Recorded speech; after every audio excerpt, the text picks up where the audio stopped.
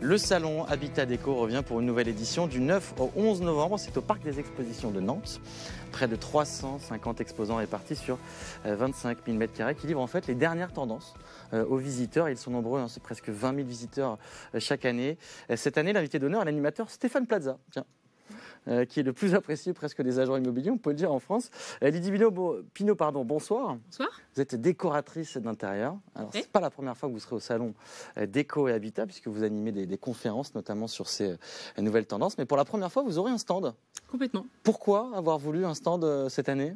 Alors en fait, c'est plus une question de planning, puisque l'année dernière, j'ai donné 9 conférences. Ouais. Donc c'était un peu compliqué de cumuler à la fois les conférences et un stand.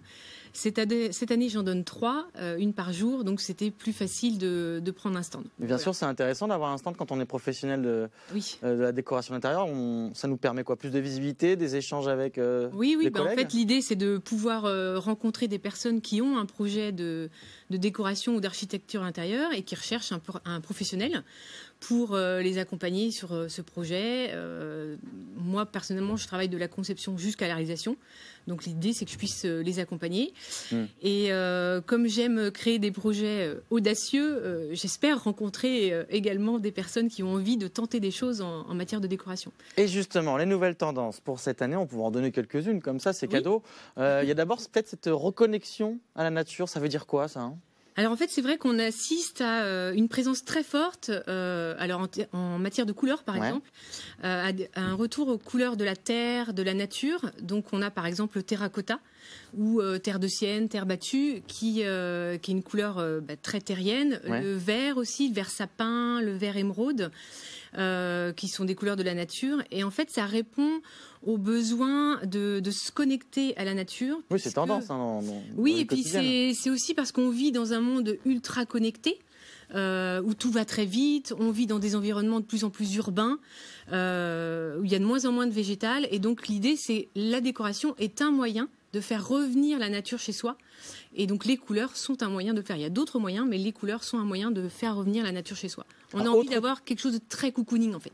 Autre tendance, et on le remarque d'ailleurs pas que dans l'intérieur des maisons, c'est le retour du rétro, quoi. Le néo-rétro, c'est aussi une tendance qui marche pas mal. Alors c'est assez intéressant, c'est le retour du carrelage. C'est vrai que...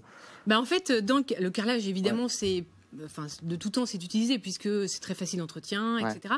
Mais on assiste au retour de certains formats qui étaient tombés en désuétude, donc comme le montre votre photo, le format hexagone.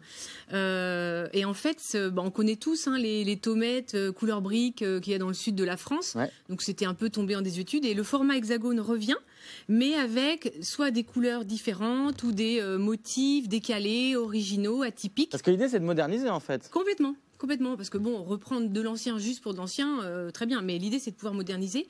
On a aussi dans cette tendance-là, toujours dans le carrelage, on a le terrazzo, donc un très très vieux matériau puisqu'il date de l'Antiquité. Donc vous voyez, ça date. En fait, il était utilisé notamment beaucoup en Italie, parce que c'était un matériau pas très cher et un mélange de morceaux de marbre, de pierre, etc. Et là, en fait, il revient sur le devant de la scène, mais avec, là encore, des coloris plus originaux et puis des formats différents. On peut avoir, par exemple, des très, très gros éclats ou au contraire des tout petits éclats. Donc voilà, l'idée, c'est vraiment de se réapproprier ces formats pour avoir quelque chose de plus moderne, en fait. Et même chose, d'ailleurs, pour le papier peint, je crois. Hein. Ah oui, alors ça fait quelques temps déjà, mais le papier peint fait un comeback. Et l'idée, en fait, c'est de l'utiliser plutôt avec parcimonie. On ne fait pas comme faisaient nos grands-parents où on l'en mettait... Avec parfois des fautes de goût, il faut bien l'avouer. Disons qu'à l'époque, ça allait. Ça ne nous plaît plus maintenant. Mais c'est surtout qu'ils en mettaient sur tous les murs avec quelquefois une magnifique frise. Vous voyez ce que je veux dire ? Et donc, quand on se lassait, il fallait tout changer. Là, l'idée, c'est vraiment que le papier peint va être utilisé comme un élément décoratif à part entière. Donc, c'est un élément de décor. Et donc, on va pouvoir l'utiliser pour donner du caractère à sa pièce. Et il y a un format notamment qui revient vraiment sur le devant de la scène, c'est le format panoramique. Donc c'est plusieurs panneaux qui, mis bout à bout, vont faire un décor, vont faire une scène. D'accord. Il y a beaucoup de scènes de paysages toujours dans ce retour à la nature, qui sont très présentes avec des illustrations un peu en noir et blanc, un peu à l'ancienne. On pourrait en parler des heures de l'intérieur. Oui, je suis passionnée. Si vous voulez plus d'informations et des nouvelles tendances, je vous rappelle le salon Habitat Déco qui sera donc au Parc des Expositions durant tout le week-end avec plein de bons conseils, notamment de Lydie Pinot et de plein d'autres professionnels du secteur. Merci à vous et nous, on passe à notre dernière chronique de la semaine.